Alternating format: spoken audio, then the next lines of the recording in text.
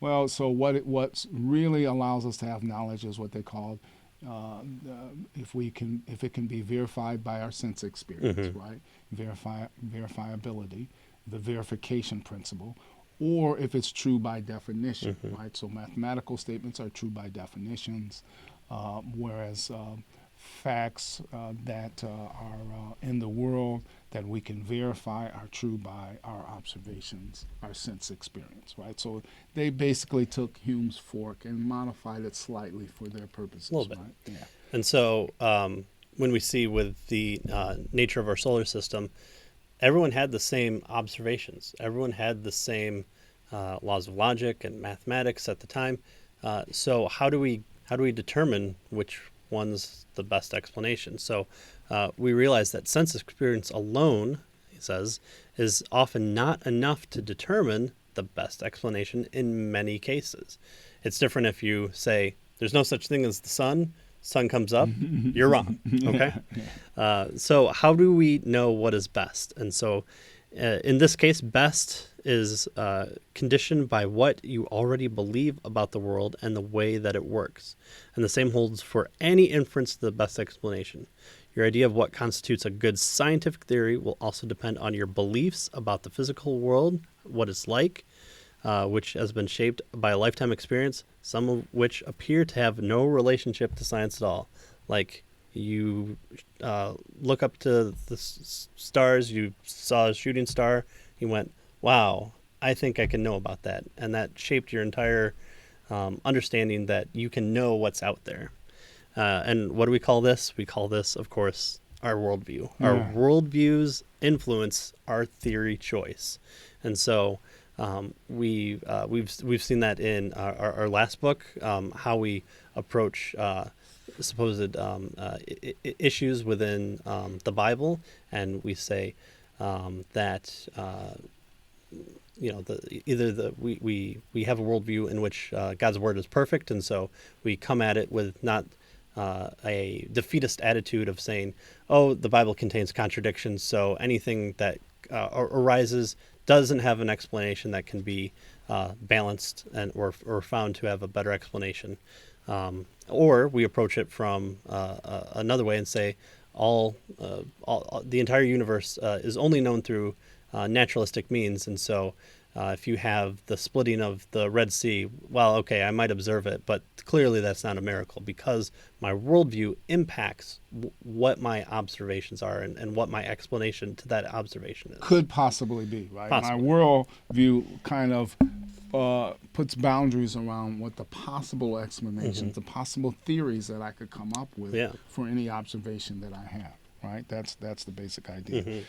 He talks about a particular famous example of how worldviews influence theory choice with regard to Einstein's resistance to quantum theory, which is with its indeterminacy and other weirdness, right? Mm-hmm. So we won't get into all of that. But he says, for example, not only is there a built-in uncertainty in quantum mechanics, but this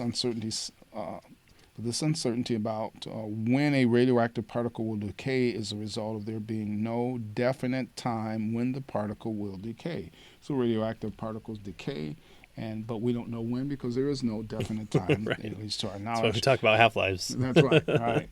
There's nothing physical about the particle that dictates that it will decay at a particular time rather than another. So this same exact physical state can produce two entirely different results, right? Mm-hmm. And there is no way to predict which one will happen. But Einstein believed that the world simply isn't like this, right? He wanted to come up with a way to say, wait a minute, let's come up with a mathematical formula that will allow us to predict which one of these, because he said God doesn't play dice, Mm-hmm. right? And so there must be a way to figure this out. Of course, he was never able to find one, and even though he spent his life doing it. Einstein, so Einstein's worldview got in the way of his acceptance of quantum theory. Right? He said it can't work this way because there's got to be a way to figure out what's going on here. Right? So we get accused of God of the gaps. His is relativity of the gaps. That's right. Yeah. Einstein also disagreed with some of the founders of quantum theory about what a scientific theory should do. Mm-hmm. Right. So before we can answer how do we know what's best. We need to know what should a theory be doing for us? What is the purpose of a theory? Now, we already said that what it accomplishes is an explanation, but what does that exactly mean? What should a theory do, right? Notice, when confronting with the counterintuitive world that quantum theory seems to depict, Niels Bohr, for example, said that a good scientific theory need not, notice this, need not tell us the truth about the unobservable world. It merely need be a useful tool or a useful instrument for predicting the things that we can observe. Yeah. So for Bohr's, we would call Bohr's position instrumentalism or scientific anti-realism or scientific non-realism. He says the work that a theory does for us, what a theory should do, is just allow us to make predictions. It's a useful tool. It's a tool that we can use, right? So that's one way of explaining what a theory should do, right? It need not tell us the truth about the unobservable world. It merely needs to be a useful tool or an instrument for predicting things that we can observe, right?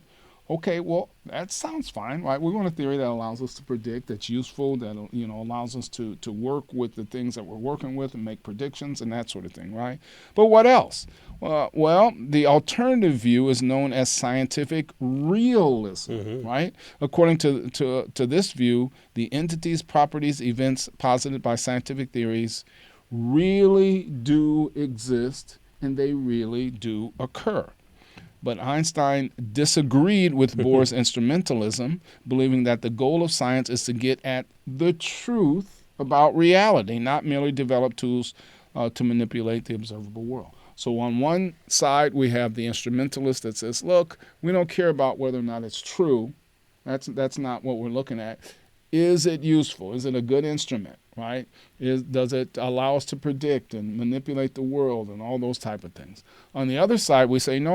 What a theory should do for us is to get us at the truth, to tell us the way the real world actually is. So that's a debate between instrumentalism and realism with regard to what a theory should do. All right? So if you go back to relativity, relativity might not be true, but it gets you the atom bomb, and that's really helpful for the war effort. Yeah. So we don't care that it's wrong, but or at least not true, right? Right. Yeah. Not true. Yeah. But it gets us something powerful, and we can refine the theory later. We can go back. We're not married to this theory, and we'll come up with something else, and we'll still have the atom bomb. So that's all right.